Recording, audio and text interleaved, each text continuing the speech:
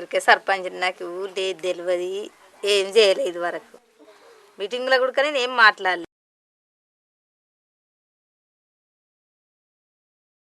More than 50% population వాళ్ళది ఉంది కాబట్టి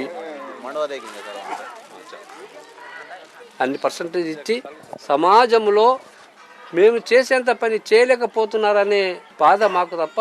ఇప్పుడు నేను చెప్తే కదా, నేను ఒక క్యాండిడేట్ పెట్టి గెలిపించడానికి ప్రయత్నం కాదు, నేను ఓడిపోయినా. ఒకవేళ గెలిచినా నాదే మాట ఉండు. మీరు లేనందుకు మీ మరిది గారు వచ్చారు అక్కడికి, ఆయననే సర్పంచ్ గారు వచ్చారు అని చెప్పని అంటున్నారు.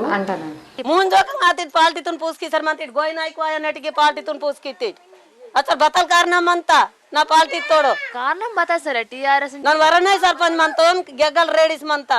గ్రామంలో వాళ్ళని ఏం అడుగుతున్నానంటే వాళ్ళు ఏం సమాధానం కూడా చెప్పలేదు. సర్పంచ్ కూడా చదువుకున్నది కాదు, అన్నాడు లెక్కనే ఒక సంతకం చేసే మందం ఉండే ఉన్నది. నిలబడాలి అనుకోలేదు, కాకపోతే ఇక పటేన్లే నిలబడాలి, ఎవరైతే అత్తరు అనే దాని మీదకి వెళ్ళి పటేన్లే సెలెక్ట్ చేసి నువ్వే నిలబడాలని వచ్చారు. సరే ఇంకా రాజకీయం ఇంకా తమ్ముడు ఉంటాడు, వర్క్లో మీటింగ్ మొత్తం మేమే చూసుకుంటుందని ఆ పర్పస్లో వెళ్ళిపోయినాం. ఇంకా ఆడపిల్ల కదా ఎట్లయినా పంచాయతీలు ఎట్లా చెప్పాము, ఇంకా ఊళ్ళో ఉండేది ఏంది అది ఒకటే మెయిన్గా తానే హత్తటి దాన్ని బట్టి ఇంకెటికి వేస్తారు మన దమ్మటే. సర్పంచ్ ఒకసారి అయితే లాస్ట్ అవర్స్ వరకు కూడా సర్పంచ్ ఉంటాడు ఆయన.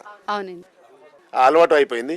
ఆయన మాజీ సర్పంచ్ కాబట్టి మాజీ సర్పంచ్ అని పిలిపిస్తారు. నిన్న ఒక మీటింగ్ అయింది మీ ఊర్లో, ఏ మీటింగో తెలుసా మీకు ఏమన్నది? ఏం మీటింగ్ అని ఆయన చెప్పింది, నాకు ఎక్కువ తెలియదు కదా. ఆయనతో తిరిగి కాబట్టి ఆయన ఏ పని చేస్తే టైంకి ఏం పని చేయాలి. అమ్మ ఏం చేస్తుంది? బువ్వ చేస్తుంది, మళ్ళా ఇంకా అలుకుతో చేస్తుంది, ఇంకా సాంబ్రాణి చల్లుతుంది, ఇంకా